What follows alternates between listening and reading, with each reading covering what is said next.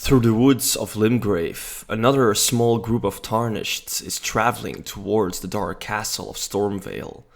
At the base, they hide behind some trees as they discuss a plan of tactics. They plan to climb the walls with some grappling hooks and sneak into the chamber of the Lord, killing him stealthily, and claim the castle for their own. They'll show the world it can be done. They will show the Roundtable Hold itself that it doesn't take an army. The group is clearly very sure they are perfectly capable of fulfilling their task.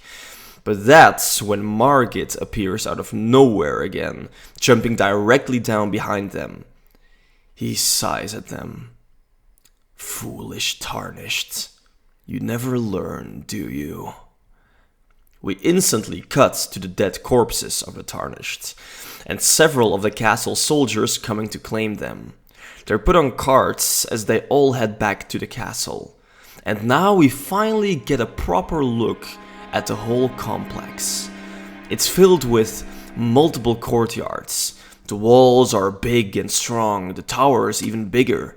There are several catapults on the castle walls, along with a big flock of mutilated hawks that circle the area. The hawks appear to have giant knives for claws, grafted into a deadly killing machine. Margit walks through the main courtyard and heads straight into one of the buildings.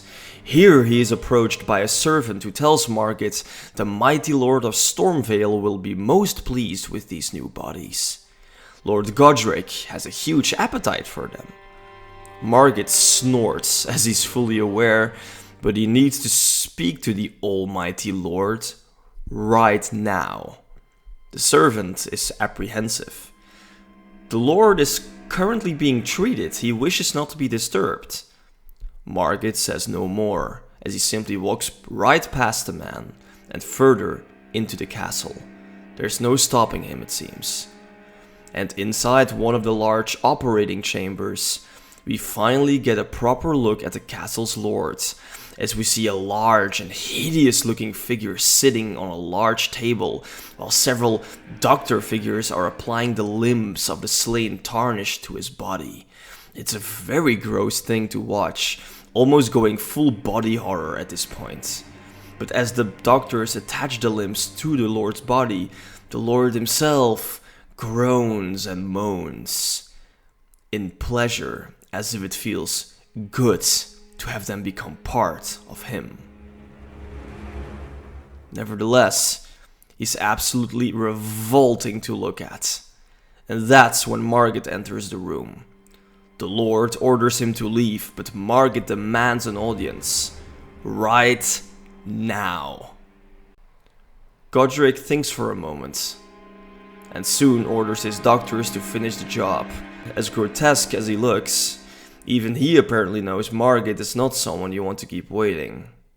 So, we got to the throne room of the castle, which is a huge and grand hallway, even though it's filled with creepy statues of gargoyles and other monsters.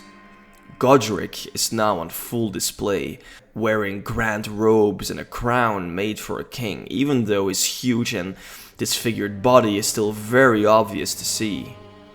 Margit tells Godric how he has been gathering stragglers for months now, Tarnished, who all try to find their way into the castle to slay him.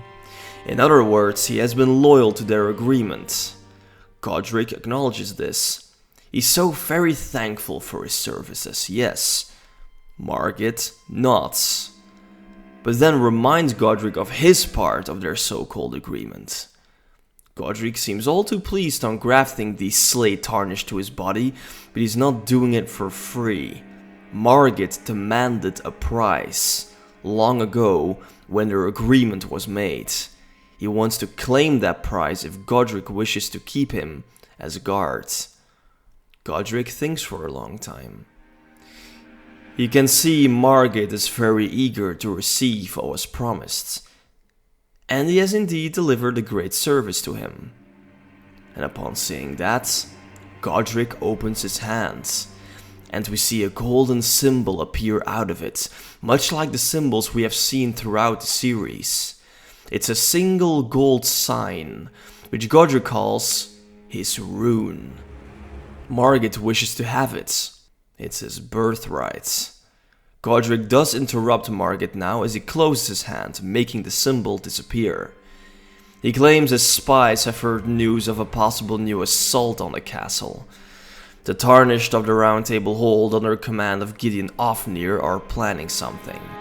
Margit snorts again, not taking it seriously. They have tried many times before, why should it worry him now? Godric is paranoid. The Tarnished's numbers have grown. Gideon has become bolder, especially now with so many new ones arriving at the shores of Limgrave these days. Stormveil Castle is powerful, yes, but can't hold off a whole army. Margit proposes to find the Roundtable Hold and kill all of them, but they know that place is untraceable. Godric soon proposes a deal, that Margit stays in service until the inevitable assault on his castle comes. If they win the fight, and even manage to slay Gideon themselves, Margit will be granted part of his rune. That angers Margit. Part? Their deal was for the whole thing. Godric mocks him. He must be a fool to think he's stupid enough to deprive himself of such power. Part of his rune is what he'll get, or nothing at all, and be fed to the spider. It's his choice. Margit gets angry and almost wants to lash out, which is when dozens of soldiers appear from the corners and hold him at sword point. Godric feels powerful and smirks. It's good that Margit doesn't forget who he's working for. Now get out of his castle and continue his work. Margit leaves, angrily. Later, Godric goes to dungeons of the castle along with several soldiers. Some wounded Tarnished are here as they are being taken to a big torture room. We get a gruesome scene where we see tons of servants torturing Tarnished, all in an attempt to find the location of the Roundtable Hold, or what their plans are for attacking the castle. Yet none of them speak, but all of them scream in agony as their limbs are slowly being removed. Very slowly. There's one Tarnished who stays silent though, even when the doctors are stripping bits of flesh off him. And Godric is amused by this and approaches the man himself. He claims he's in awe of his bravery, and he shows to be very strong. Surely it would be such a waste to throw all that potential and all that meat and flesh away for such a futile cause. The Tarnished remains silent. Godric starts to tell him how the Roundtable Hold isn't a holy cause. It's a place of envy, arrogance, distrust. Its leaders only allow brotherhood as long as it suits them. Gideon Ofnir, much like so many other leaders in the lands between, is just a tyrant. The Tarnished can't contain himself, and now spits at Godric's face. He'll keep the name from their great leader out of their wretched mouth. Godric smiles in amusement. They're children.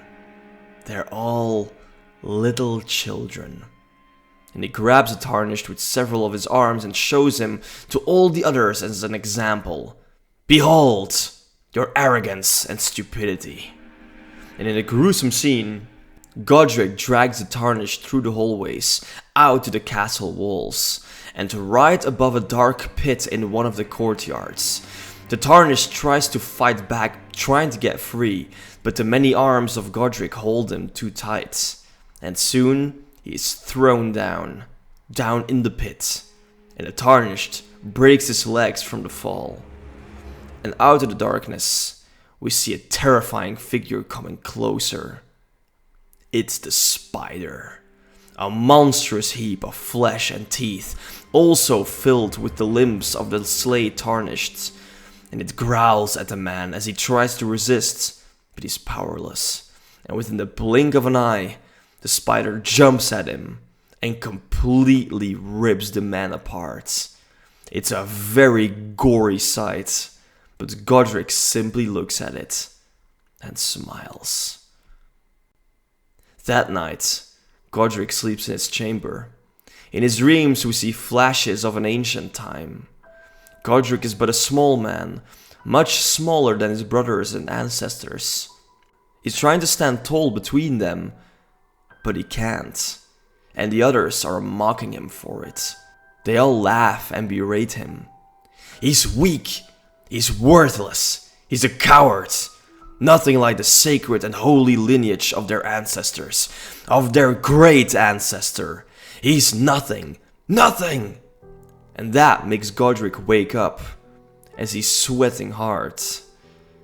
He soon gets up and walks around the hallways of his castle at night. It's a long and ponderous moment, as the moon shines bright outside. There are dozens of paintings inside the castle, all with the previous leaders and members from his house. And all the way at the end, we see the biggest painting of them all. Their main ancestor. His main ancestor. Godfrey, the first Elden Lord. Godric is his last descendant, and nothing like what came before him. He drops to the ground and prays to his ancestor. How he hopes he's proud of him now. How he hopes that he has brought glory to their house once again. The days pass as the castle is being made extra secure due to the impending dread of the upcoming attack. Godric is getting more paranoid by the day, and Margit keeps on looming around the castle grounds, but his attitude to Godric is without respect, seeing Godric for nothing but a treacherous weakling, and a stain to a once great dynasty. He wants that rune. He needs that rune. As Godric patrols the walls of his castle, several servants claim a group of their traveling soldiers have made a great find, and Godric is curious and heads down to the courtyard to see what they have brought. And what it appears to be is something Godric would have never expected. On a large wagon, the soldiers have brought for him a dragon. Dead, freshly slain on the borders of Caelid, specially for their great lord. Godric is amazingly pleased and starts to inspect the animal, still feeling the heat inside of it. It's small, nothing like the grand adults, but still a dragon nonetheless. He orders his servants to take it to the main operating room, and he wishes to graft with it as soon as possible. He will become more powerful than ever before. How his ancestors could see him now. His soldiers all cheer for him, but Margit just stands back in silence, not impressed in the slightest. Down in the operating room, the doctors are slowly stripping the head of the dragon's body. With blood magic and potions, they attempt to revive it so it's ready to be used as a weapon. Godric stands back and watches the whole ordeal. His eyes are hungry. His mouth is literally watering. He wants this. He needs this. The moment the doctors apply several potions to the severed dragon's head, they suddenly hear a deep growl coming from the inside. Godric smiles obsessively and starts to caress the head. He'll be his. He'll be his ultimate weapon and become part of him and his dynasty. Mightiest of dragons. They'll make his fathers proud. And the last thing we see is a severed dragon's head, growling. And suddenly its eyes burst open. Red, filled with fire and hunger.